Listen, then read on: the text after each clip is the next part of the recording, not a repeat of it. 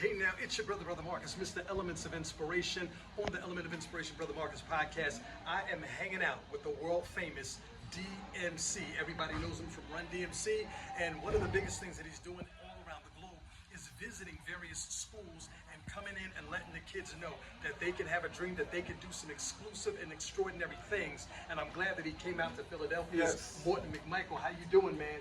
Really good. So really nice good. to meet you, man. Thank I know you. you're traveling everywhere. So I want to get right into the book. What inspired you to write this book for our young people? Well, what had happened was in Brooklyn, two teachers in school in Brooklyn asked me to come speak because they was like, yo, RUN DMC was always so positive, you know, especially to the young people. RUN DMC's music transcends generations.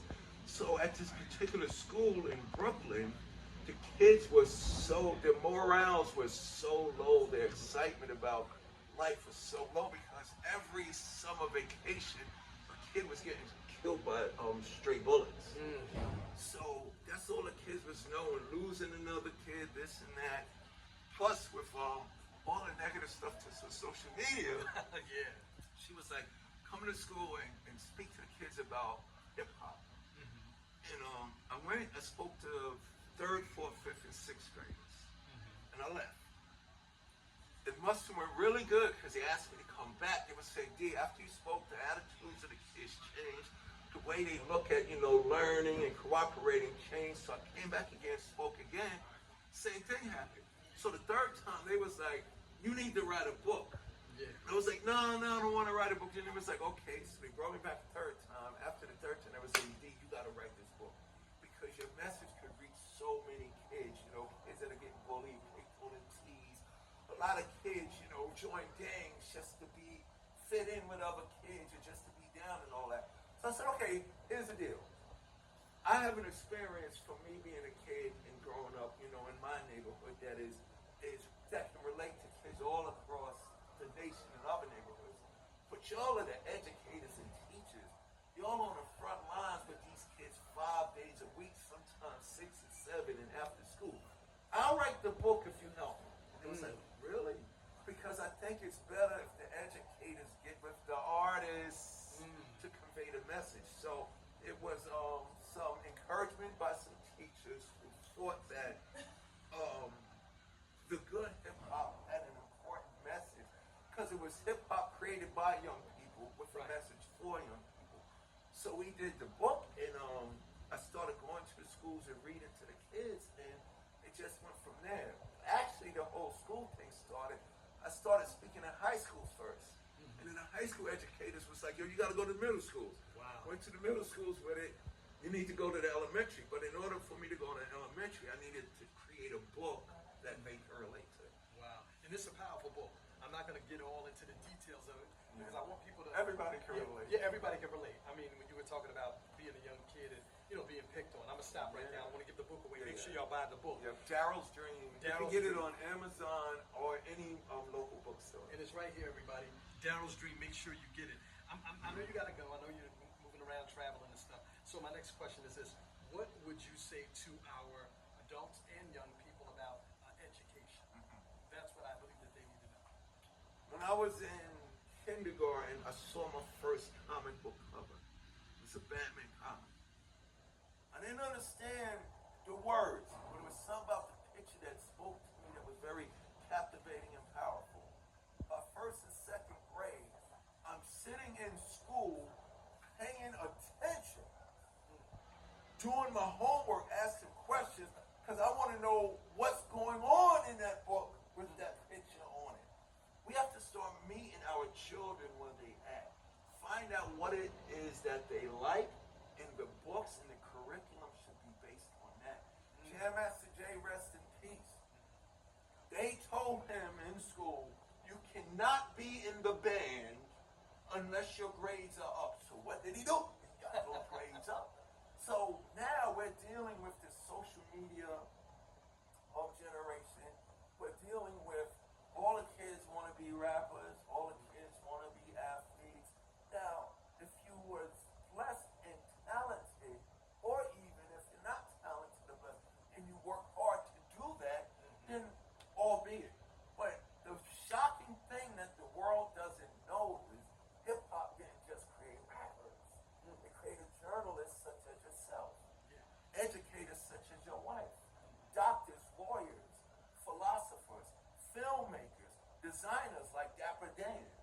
to New York City. Gucci and Louis and all of that. They got it from that.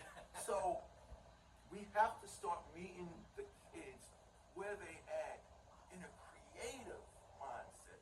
Because when you think about hip hop was created by the guys who were the gangbangers. And we got to the point where, yo, this is not getting nowhere. I'm tired of the grave. I'm tired of jail. We had to ask ourselves, what can we do? So it wasn't until we started educating ourselves and then looking at us to see, what is it that I like to do? Some like music. So go play that music so the world can hear the beautiful music in them. Some of us like words and poetry, spoken words. Put those spoken words to the music. That's how hip hop was created. Now there was boys and girls that didn't even know how to read and write. But when we said, when I drop this beat, you could go spin on your head. Oh yeah. They came and they danced. And then in order to understand the language, the audio, and the history, we had to pick up books.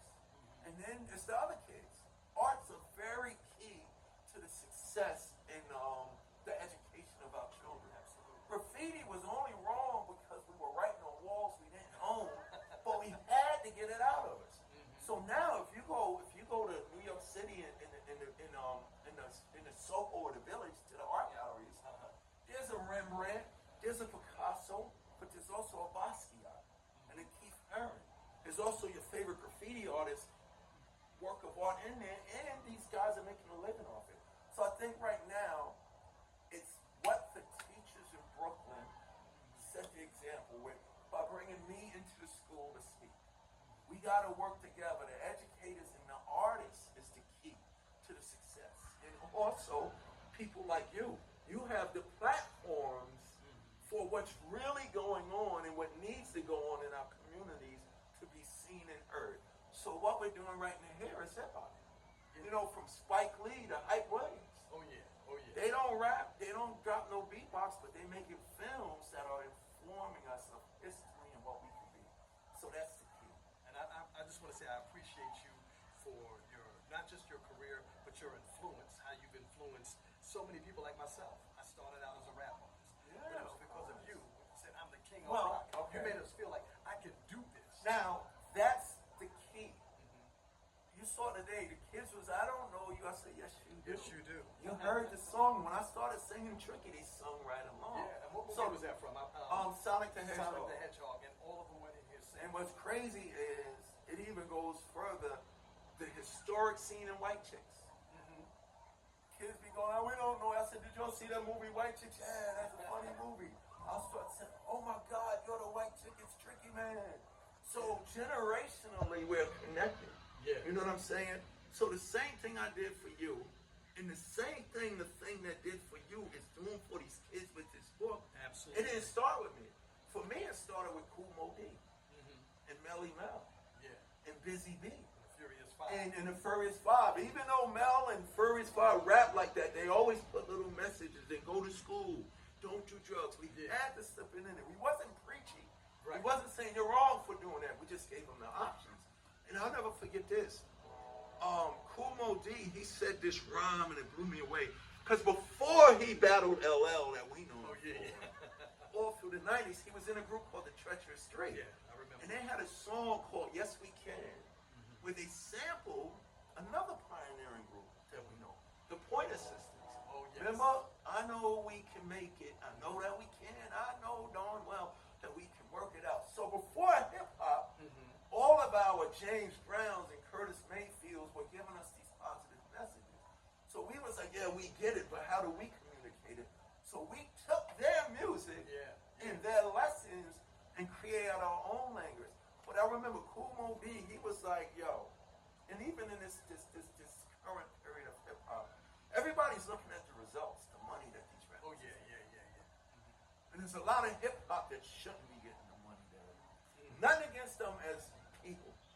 I'm talking about they shouldn't be getting the money because of the over-promotion of negative, destructive images, ideas, and concepts. Like, this is not about censorship and freedom of speech. They can do that. Right. But Kool Moe Dee said this. He was a young guy. Everybody knew Kool Moe Dee, Treacherous Three. In his transition between Treacherous Three and LL to be the solo artist, Kool Moe Dee was in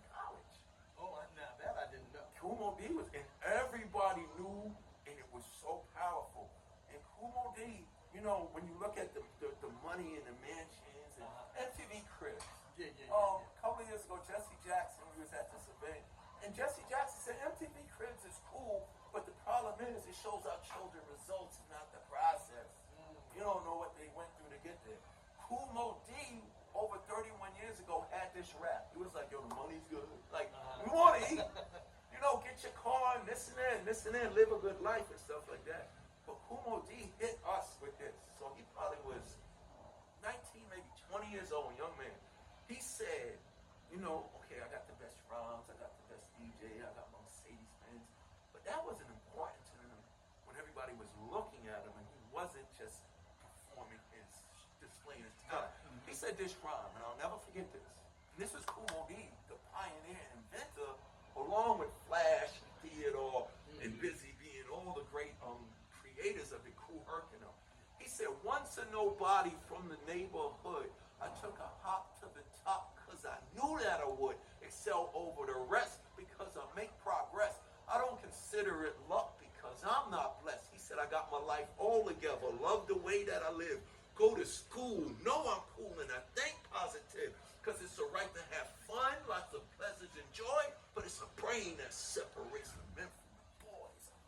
Oh, That's what I'm talking so about. that's what this is. It's the educators, people with media platforms to do with your photography, your podcast, your TV shows, your movies, and your plays, what hip-hop was doing with the music. Now we have to make it a 4D experience. Sound, sight, feel, experience, and communication. And then I think we're going to win. And we win it already. Right now we are, just by doing this. I so appreciate you. Ladies and gentlemen, all over America, DMC, Daryl McDaniels doing it real big. And I got to give a shout out because it's very important. It was funny when I was speaking to the kids here, 3rd and 4th graders. I was like, what is this place? They was like, this is a library. And I said, I used to only think it was libraries in school. Till I noticed, and I said, there's libraries in your neighborhood that you can go to during the summertime. I got to give a shout out to Malika and the Hip Hop Library. So you know what library means? It means books and words and literature and language for seeing this thing that I have called hip hop and taking it upon herself in the Hip Hop Library to use it for a purpose. So shout out to Malika and the Hip Hop Library. And people always say, it's 51 now, when the 50th year's hip-hop anniversary last year. Yeah. DMC, 50 years of hip-hop, where do we go? We just getting started. Because now this is what we're doing, this is where we go. You grew up listening to the records. Now you can take everything that you experienced and apply it to all the media platforms, go into the schools with it. It's beautiful that a lot of hip-hop courses are now being taught colleges and universities, because we are legit now. We right up there with jazz and funk and disco. So 50 years of hip hop to everybody young and old. We just getting started. Man, we so appreciate you. America, this is DMC. It's your brother Marcus, Elements of Inspiration podcast. We'll be right back with more inspirational podcasts. Don't you touch that podcast. We'll be right back.